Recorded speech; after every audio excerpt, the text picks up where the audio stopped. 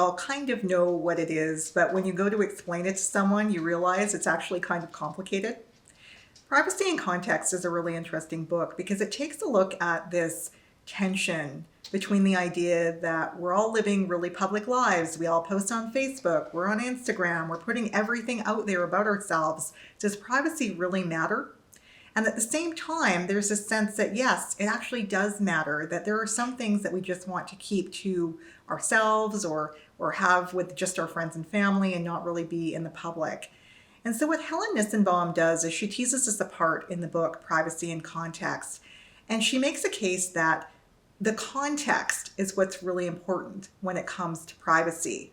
So we tend to sometimes have this blanket notion of privacy being the same in all spheres, and that's really not what's going on according to Nissenbaum.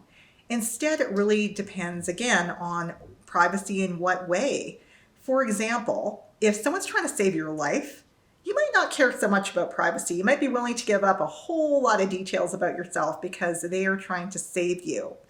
But if that same set of circumstances were to happen to you in a different context, for example, with someone that didn't have your best intent at heart, then perhaps you wouldn't necessarily want to give up so much information to that person. And so you can start to see the ways in which context starts to matter and shape the notion of privacy. Nissenbaum also goes into a lot of detail about what we should do about this in light of our current realities, the world that we live in, and she proposes a few different solutions in the book. So Privacy in Context, a great book that will challenge the way you think about privacy.